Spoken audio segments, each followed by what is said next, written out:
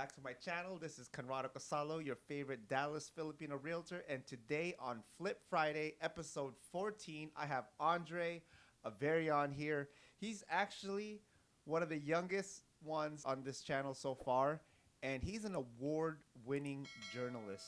That's right. So, Andre, tell us, how did you end up becoming a journalist? So, funnily enough, I started my journalism career at the University of Texas at Dallas, where there is no journalism program at all.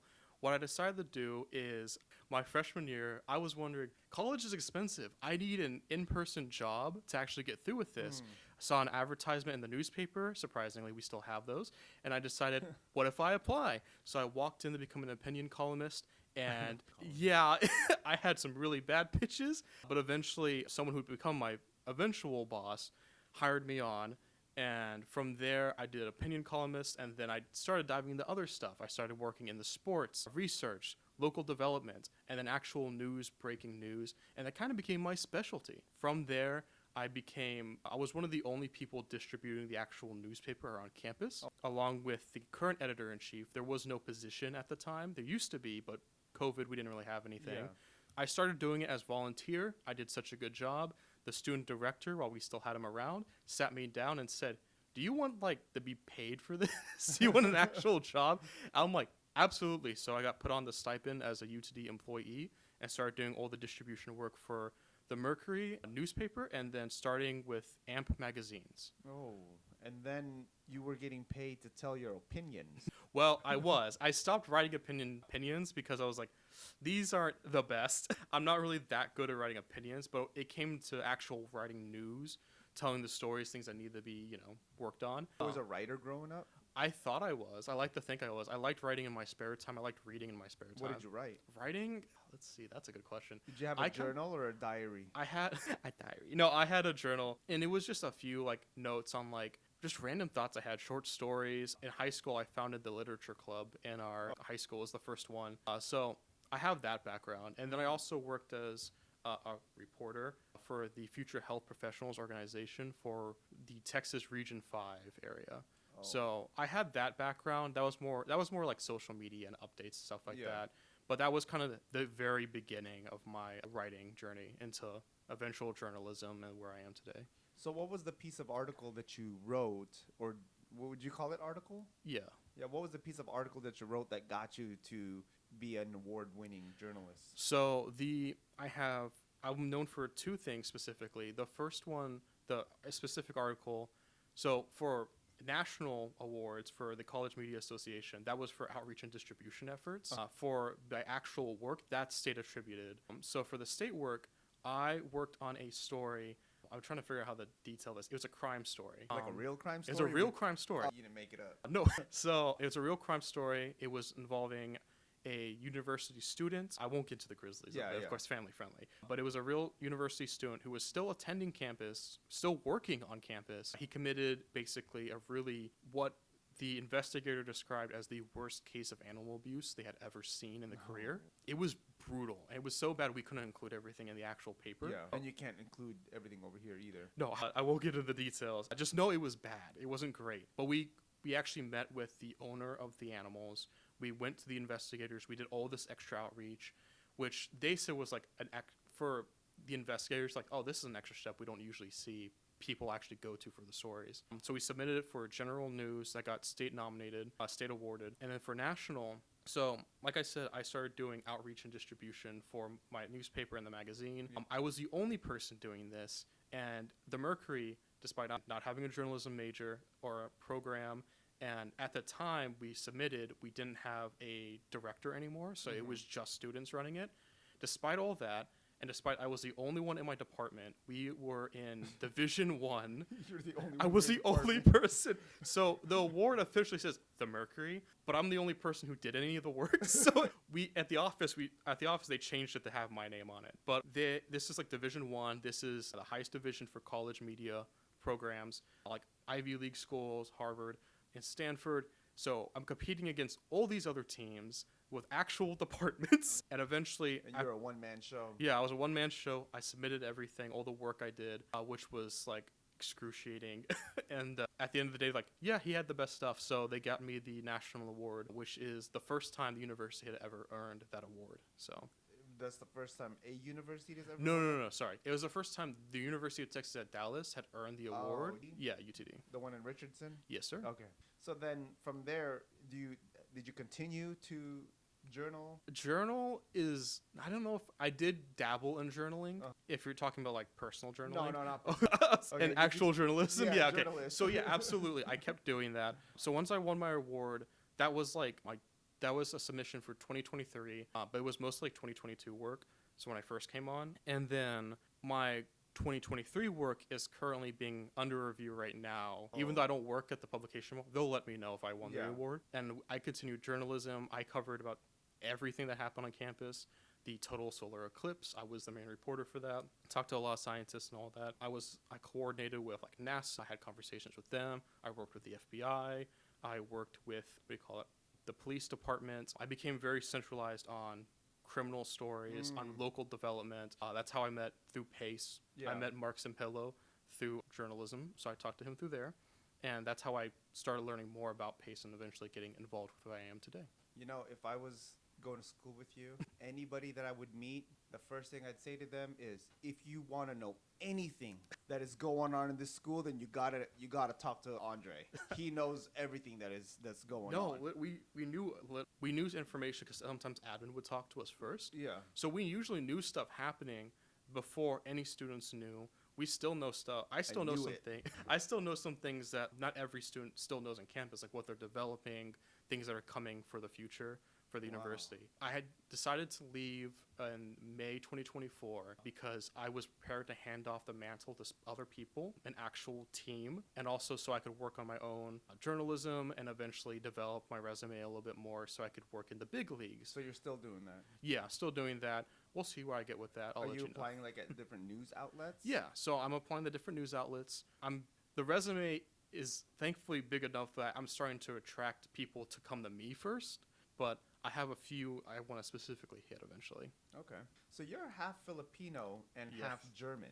Yeah, so so when we talked about this originally, there's a few details I got mixed up with other people, but I am half Filipino, half German. The more accurate depiction of that is Filipino-American, obviously. Yeah. So my dad grew up in the Philippines. He came here and eventually met my mother. She's of long German descent, but honestly, you can say more American. That's how the family, culture, tradition were. I just throw German on there because, like, It sounds cooler. it sounds cooler. And also, like, the German last name was only just lost, like, a generation ago. Yeah. Just from marriage, and that's it. But, you know, it's still there. It's still pumping. But, yeah, born and bred, I mean, Philo-American. you look German. Who knows what I look like? Yeah, no, because I have friends in Seattle that his kids are half Filipino and he's German. Yeah. And you look like you'd be their sibling. Yeah, it's always a fun game to watch people guess what I am too, because especially down here, everyone's like, "Oh, are you Mexican?" I'm like, You could look like that too. I can look like anything. Anything. You don't know. Well, it's because you have like a European face. Yeah, that's fair. Right. And Filipinos, they are mixed with Spaniard blood, and they're European. Yeah.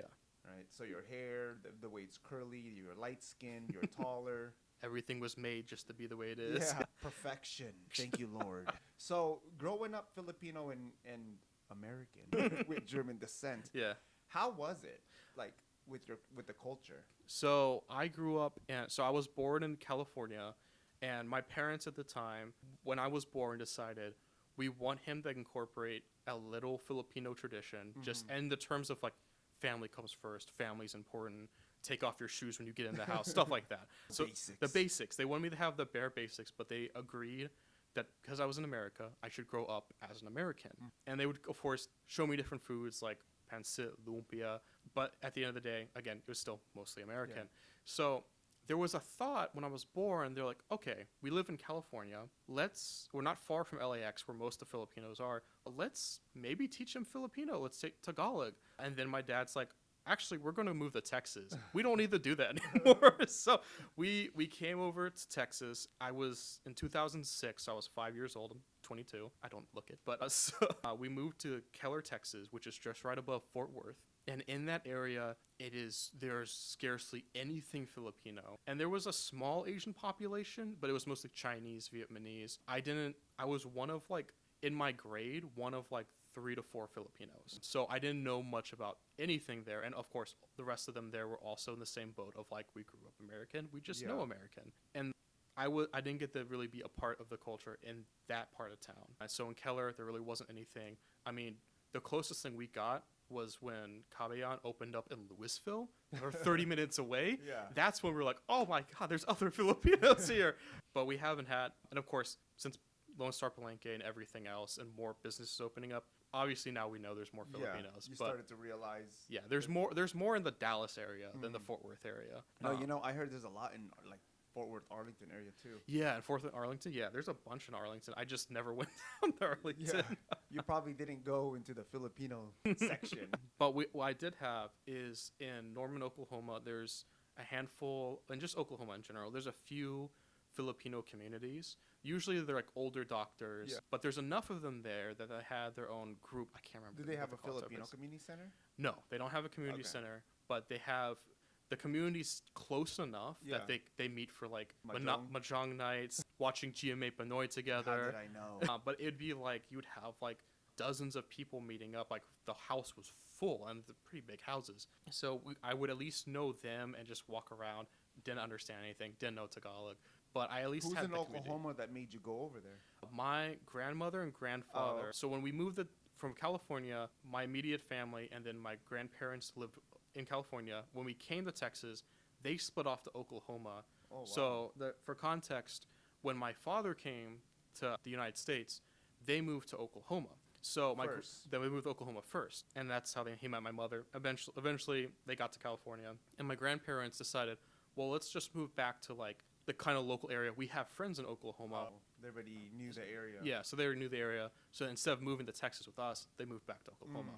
So we would always, it's only like a 2-hour drive. So we would always go. It's not that bad. No, not at all. So we'd always go visit them, and we'd see the people, the community there. And most of the community that I know in Oklahoma are like aging or past. I know there's like, I just decided like, I need to like see if there's more Filipinos like there. When you went over there weren't like other Filipino kids like around your age? No, surprisingly not, because what it appeared to be is if there were people my age, never saw them again, or usually because these were grandparents, they weren't allowed to have kids. You're Filipino, you're not allowed to have kids. But their kids, the grandparents, they usually had their kids. The kids usually moved out somewhere else. They didn't stay in Oklahoma.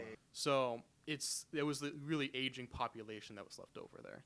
So what was the biggest challenge for you not being around a Filipino community and there was only 3 to 4 Filipinos in your class? The biggest challenge probably had to be, obviously I knew nothing about like being Filipino. Yeah. I didn't get an inkling of what it meant to be a Filipino or what that culture entailed. You didn't have an identity. No, not really. I had the identity of being an American, but when everyone else is American, it's easy. It doesn't matter as much. I mean, it matters, but whatever.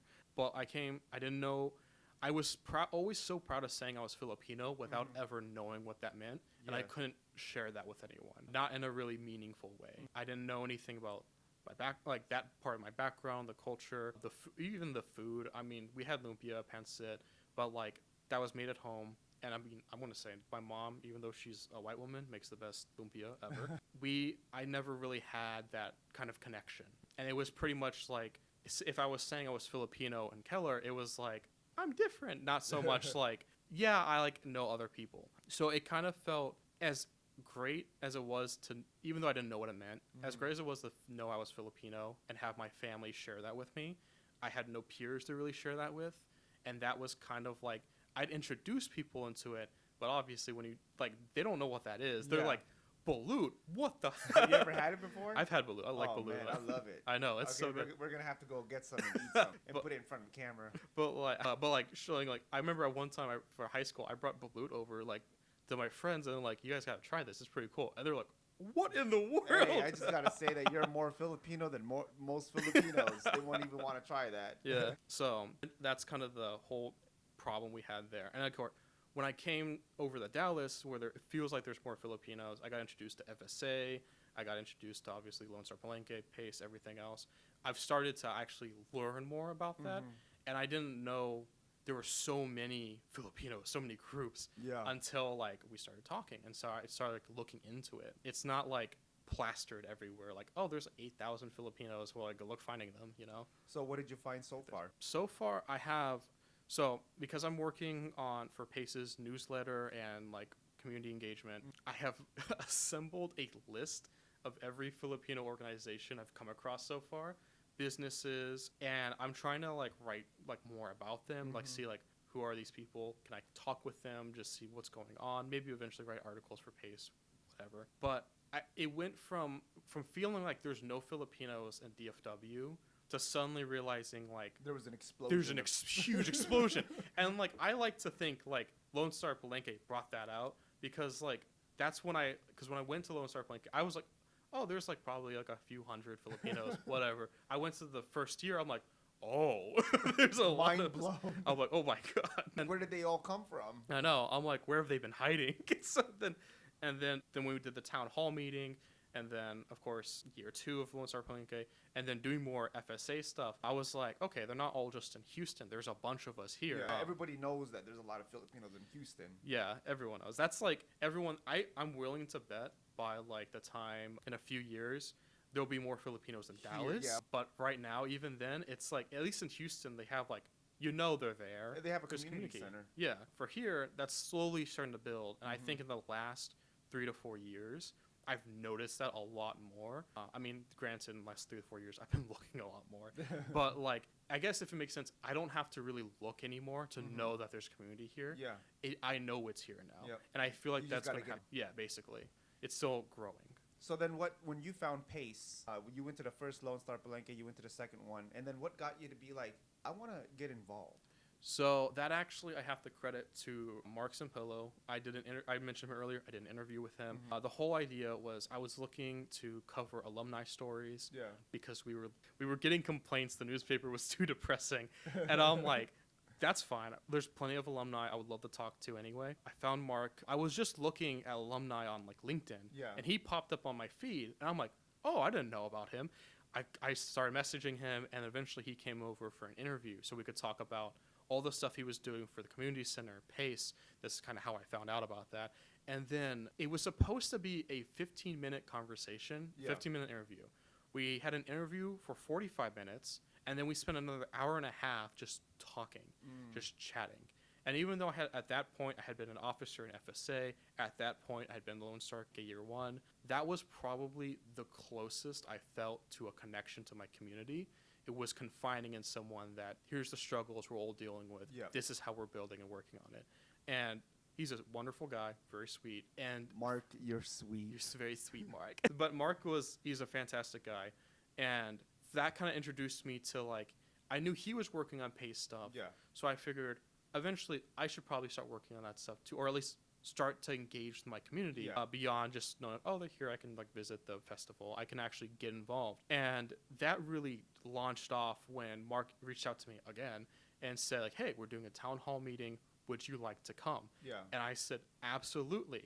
I walked in, realized I was the youngest person there. I'm like, oh, no. And then it was awesome because there's a bunch of different people that were like way out of my league. Like different age groups. Different age groups, positions. We had there's a fellow from Dallas Morning News. There was the city councilwoman from Carrollton. Avery Bishop was there. There's a bunch of people I knew were like really high profile. I'm like, why have I been invited? So I'm like, why am I here? But it was really amazing. And I got to talk to the people from UniPro and the Texas Nurse Filipino Association. Tita Greta, she was so wonderful. Yeah. Talking to all those people kind of reintroduced me to like, okay, I can be a part of this community. I do have something to say. And then I'm going to say it right now. I'm going to say it now. I want to get involved this moment. And then I saw the little QR code for like, oh, you can be a volunteer, like in the smallest corner of the paper. I'm like, I'm glad I saw that. So I'm like, I scanned it. And I'm like, all right, let's see how this goes. And then I got an onboarding email, and then eventually went to the staff meeting, met a bunch of people. That's how we met. Yep. And then of course started working from everything else from there, and had our first actual meeting like an hour ago. Yeah. So based on your experience growing up, not really having an identity of being a Filipino, didn't realize that there was an explosion of Filipinos until you came to the Palenque. You know, the Palenque, it started because we wanted to have a Filipino community center. Yeah. And seeing that experience, why do you believe it's important for us to have a Filipino community center here in DFW? So there's a lot of good reasons. So I think the biggest one is we are this diverse community with a rich background, and there's so many of us. And even though there's like probably a generational divide happening between Filipinos and Filipino Americans who want to be American or only exposed to being American, this is an opportunity for us to actually teach our culture, teach our history, and to teach what's developing in DFW. Even if it's a Filipino community center to kind of enrich the Filipinos who are already here, there's its own culture of Filipino Americans who are developing now that also need a place to kind of meet and grow together. As someone who I had near no experience up to like a few years ago with my identity, I don't want people growing up without that opportunity. Yeah. Because there's going to be dozens and dozens of more children come by, and as more people get familiar and comfortable with American culture, they might forego their Filipino culture. I searched for it. I worked a long time and it was a lot of struggle to figure out who I was. This is a part of my background. What does that even mean? And hopefully in the future they can have a place to go and figure that out within like a span of a few weeks instead of like years of like identity crisis. Yeah, no, I agree. So where can people find you on social media? So on social media, they can find me on Instagram. That's my most used thing. It's Andre Averion. It's just my name. And of course, I'll be doing more work on the Pace newsletter. They can contact us from there. Instagram is really the only social media I keep up with anymore. I'm on Twitter. I'm on X and like Facebook. I won't respond, but I'm there. LinkedIn's also a good one. It's my name. You can find me on there. I'm a little bit more active on that. But yeah, that's also another good thing I want to introduce too is like, again, 80,000 people, Filipinos in DFW. Plus. Yeah. And the number's probably bigger. Yeah, because it was 80,000 back in 2022. Yeah, and like I think the last time I looked at like the bureau, it's like somewhere in it's creeping up in the 100,000s. And a lot of nurses are coming over here. Hospitals are being built. Yeah, there's a lot of hospitals. There's a lot of people. Anyway, that's a whole different segment. Sorry, I used to work in medical. So there's a communication. There's a division. We need people to actually meet and talk and at least know that each other is there. And that's why a community center is like, that's a good physical place to meet. Yes. But I like to think that even though it's not built yet, our community center starts with the people who are reaching out to each other. It's us talking to each other. It's doing things like this. Yeah. And it's, again, a few years ago, that was a very small voice compared to where it is now, where everyone's starting to learn about it. I think, if anything, Filipinos will probably lead communication for our community.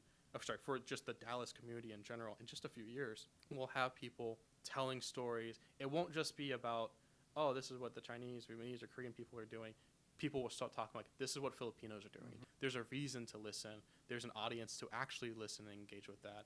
And I think it's just about persevering and just keeping up those conversations. It's funny how you say that because the theme for Lone Star Palenque this year is Let's Get Loud. Yeah. Is we want our voices to be heard. Absolutely. I think that's a wonderful message. I think absolutely. I mean, like, we already have the best singing voices. Let us speak up, you know? I can't sing. I can't either. I'm half Filipino. I lost that talent. Yeah, I'm full Filipino, and I can't sing. I didn't lose that talent. I was just not given that talent. So this is how I use the microphone. So you have any last words to say? That's a good question. Before I... And then if you haven't already, check out the Pace newsletter. We'll hopefully start introducing articles focusing and highlighting on like actual stories of Filipinos in our community. And additionally, you know, if anything else, just keep talking. Just let your voice be heard and let people know that you're here. That is the biggest power we can ever have, is having a voice. And don't let anyone say you don't have one just because you're Filipino or half Filipino, Fil-American, whatever. If you're Filipino, let people know you're Filipino. Yeah. We have a reason to be proud. We have the best food. We have the best singing. I mean, not us. We have the best singing voices. We have this amazing, rich culture that's interdisciplinary. It spans across hundreds, thousands of different courses of variety. And for all that, it's a shame if our culture, for all the many things it is, if that dies with my generation. It doesn't have to. It doesn't. There's so much more we can do with that. And at the end of the day, be Filipino, be proud. Don't be who I was 3 years ago, like having an identity crisis, figuring out who am I. If you know who you are, be proud about it. That's the best thing you can do. You know, they kind of, one last thing, it kind of reminds me, like in the Bible, how Mhm. a lot of the people that are lost Yeah. in the Bible is they don't really have their identity. Yeah. Moses, when he left into the desert, he had an identity crisis. When he went to the Philistine camp, after God told him he was going to be king, but he was being chased down by Saul, he had an identity crisis. Abraham, he had an identity crisis. So a lot of these people, in the Bible, they had an identity crisis, but they knew that there was something bigger and they had a bigger purpose in their life. Yeah. But when Christ came and he restored everyone to come back to him, now we know that our identity is in Christ, right? Yeah. I just had to bring that up because No, that's a good message. Yeah, the identity. But with that being said, we want to thank you for watching this episode. If you work at a news outlet and you're looking for new journalists, make sure you contact Andre. He's looking for a journalist job, right? After college, you're still in college, right? Yeah, I'm in my last semester. It's like 2 weeks. I'm almost done. He's almost done, so he's all yours. And if you're looking to buy, sell, relocate to the DFW, you got to make sure you contact me, your favorite Dallas Filipino realtor. Y'all have a wonderful day. Thanks for watching.